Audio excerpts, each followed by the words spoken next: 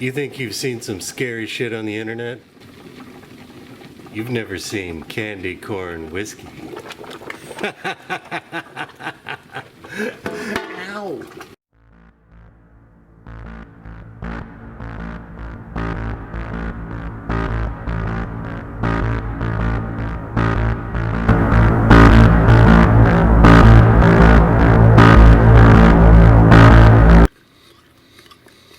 Well, that's all I needed to confirm in my mind that even though I haven't tasted candy corn in probably 10 years, it's still pretty gross. I don't know why it's still made. I really don't. And I'm not alone. A lot of people can't stand candy corn, but it's basically just sugar. Let's see if we can put it to a good use, because eating it just doesn't seem like a good plan. Okay, so here's what I came up with.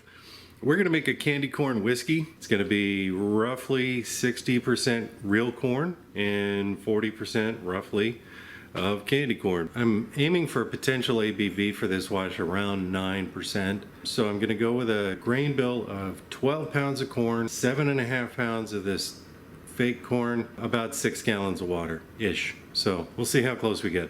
Candy corn is useless in my opinion. It doesn't even taste like corn, it just tastes like sugar. Sugar, corn sugar, confectioner's glaze, shellac, sesame oil, all kinds of shit that may or may not completely stall this fermentation. I have no idea. Yeah, I don't think there's any preservatives in this stuff because honestly, what would eat it? It looks like a cartoonist's impression of what they think corn was supposed to look like from a vague description. We're gonna make something useful out of this useless crap. If you love candy corn, I love you, because it's got to take a saint to have any love for something that ugly. If you've watched any of my videos where I've used sugar in a fermentation before, then you know I like to invert it. I like to flip it on its head.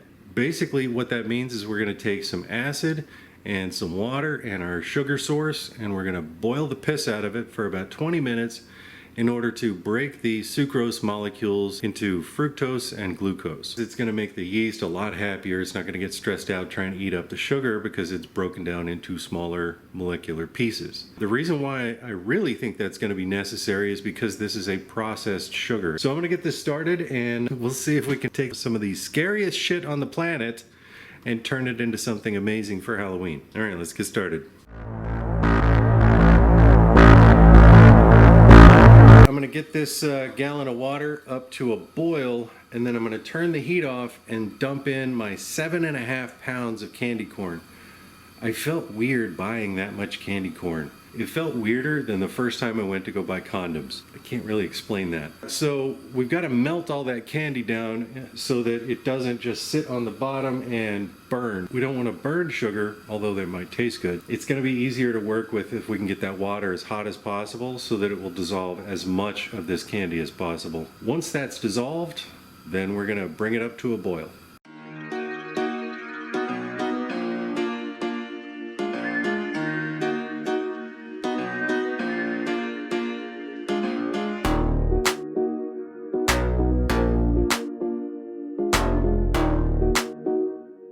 You want to know why I hate candy corn so much? I'll tell you. Because it has the appearance of corn and the seductive allure of being candy, and yet it is neither.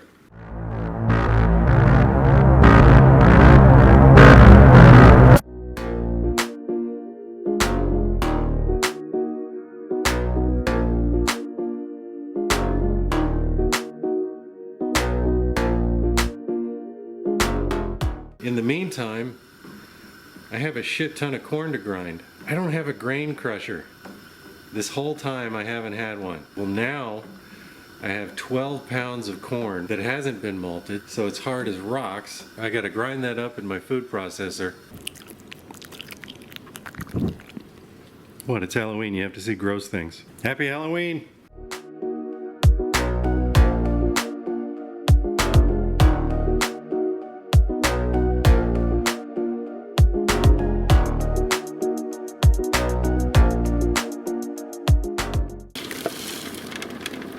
You get everything into the pot and you start stirring that around, and right there is evidence of why you do not ever use a food processor for your grain grinding. It's garbage. It does not do a good job. It's either cornmeal or whole kernels. My hope is that enough of them are cracked open a little bit to release some of their starch. So when you do raw corn, you have to gelatinize it. Basically, you have to get enough water into the cells of the starches in that corn to swell up so that they become available to be converted into sugar by your amylase enzymes. The less ground up it is, the harder it is to get that conversion to take place because the enzymes just can't get inside the corn to start breaking it down. We do our best to gelatinize it at about 180 to 190. When you're dealing with whole corn, basically you need to boil it for about an hour. I got a grain bag in here because I don't really want to deal with fermenting on grain. If this were going for months, then I'd be fine with that, but it's not. It's going to be about a week. Just stir it and boil it for an hour, then we'll put some enzymes in. I'm just going to use some commercial enzymes. I'll put a link for it down in the video description. What I'm going to do is I'm going to put about a half a teaspoon in as this is coming up to a boil, because before it breaks down from the heat, it will actually start to break down some of those starches and turn them into sugars, just to make it a little bit thinner and easier to work with. Once I've boiled it for an hour and gelatinized it, then as it's coming down and it hits about 155, then we're going to throw in a full teaspoon of this and let that mash for an hour. So a couple hours, we'll be done. Yay!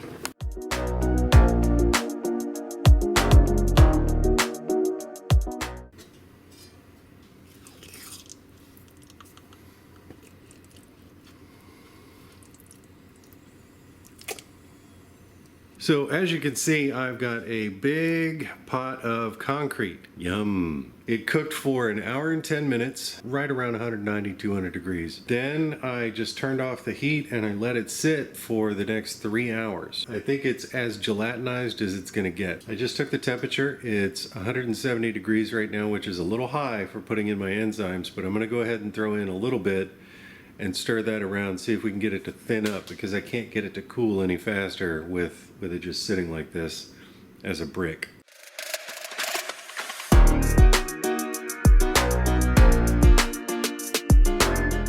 We're at 155 and a half pretty much everywhere, so let's go ahead and put in a full dose.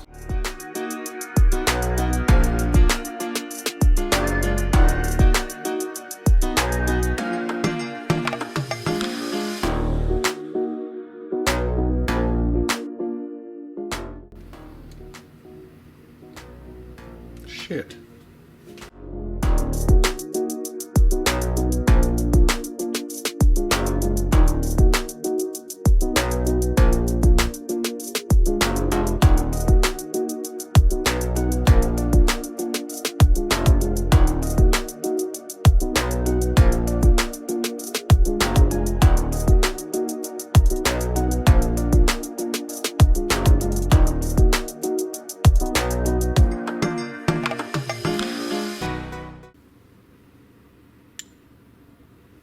Yay!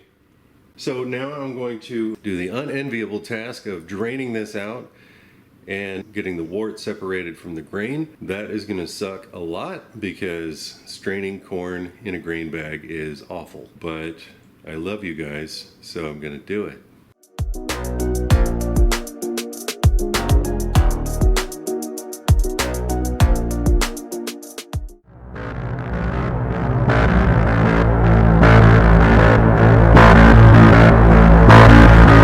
Golly, did that suck. So now that that's done, I only got like 2 gallons of liquid out of all of that. I had 5 in there, so that means there's 3 gallons absorbed into that corn. If it hadn't been so damn chunky, I definitely would have gotten more out. This recipe, this is just a train wreck. I went ahead and topped up with water to 4 gallons. I just took a hydrometer reading and I got 1.027. There's not very much sugar in here at all. It tastes sweet. It's got a really good flavor and aroma, so I'm happy about that. Now I'm just going to dump in my weird candy corn syrup and then we'll check the gravity and get it all finished up. So now we'll just pour in this blood syrup.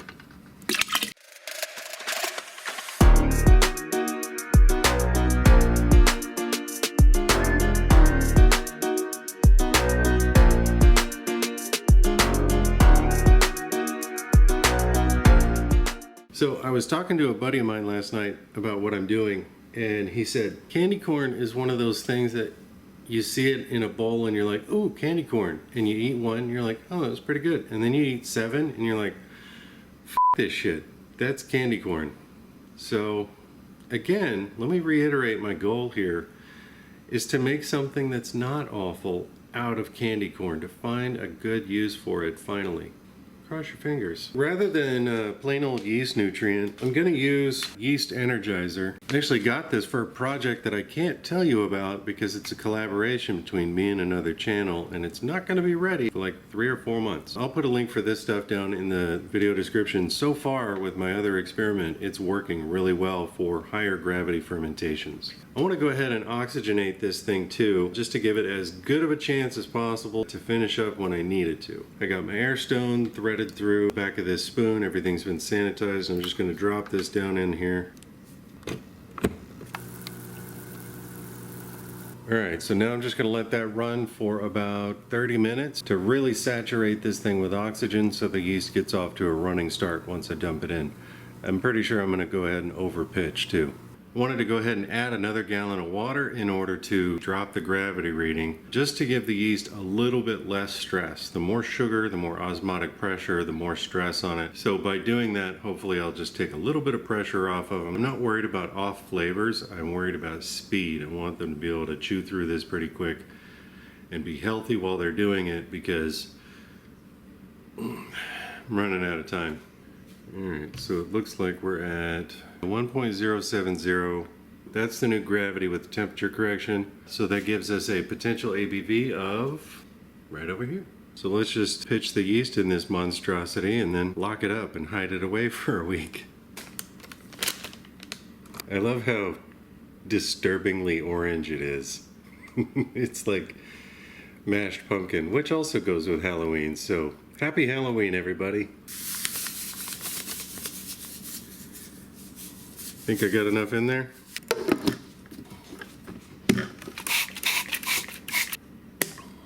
What am I doing?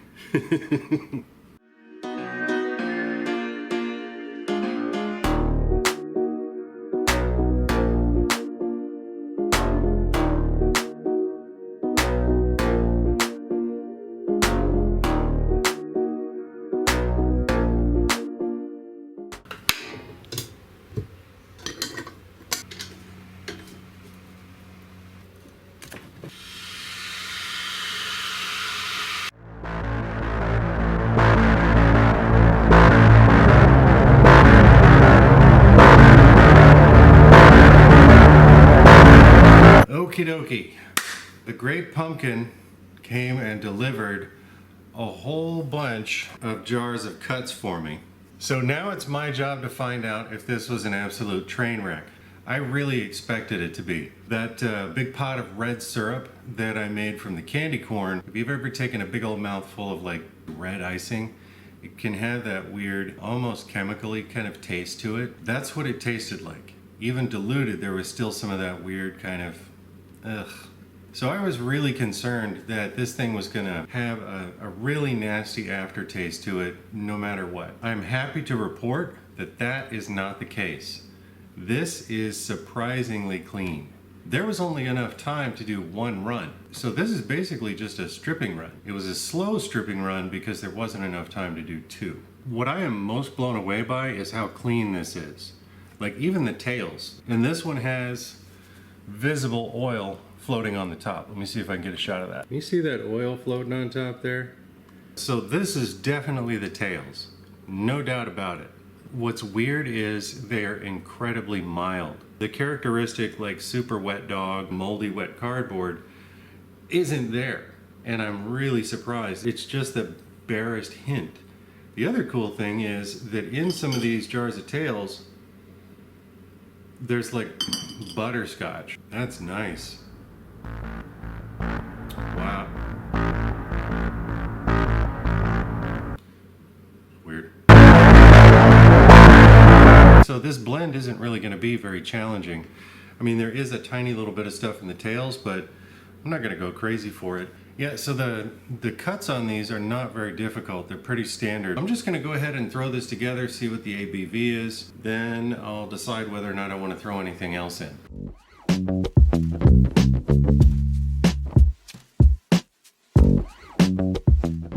So yeah, standing over this, getting this bowl filled up, I'm just breathing in the butterscotch. That is some oily shit. I don't want to ruin the batch, but this was only run one time. And so chances are, after I finish the video, all this is going to go back together so that the Great Pumpkin can take it back and go run it for me. Then we'll have an even more refined whiskey. But I say let's play around.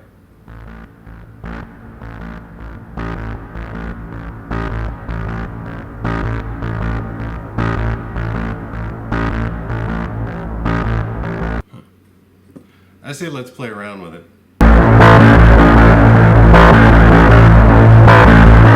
This one's got some of that butteriness to it. That's at about 50% or 100 proof right there. So I'm gonna throw a little drop of water in there. Yeah, I'm getting some corn. Not really any of the butterscotch that I was looking for. And the corn is a little bit bigger. There's some interesting sweetness there too. Yeah, candy corn whiskey. Who'd have thunk it? This is actually a thing. You could do this. So here's my recommendation. Today's Halloween. Go to the grocery store and get all the candy that's been marked down and do something weird with it because you can. Yeah, this is surprising. As far as like aging it, I don't know. If any one of you out there suggests putting candy corn back into this stuff, shut your mouth. Shut your mouth. Don't do it. Don't type it. No. I found the one good use for candy corn, and I am proud of myself for that. I am not going to mess this up by putting candy corn in this stuff. So I think that is it for today. I got to thank my patrons for supporting me, even when I do weird, crazy crap like this. Thank you guys so much for all your support and all of your advice and ideas. I really appreciate all of it. Thanks so much. So if you'd also like to help out supporting this channel, you can check out my Patreon link down below. All right, I think that is it. I'll talk at you later.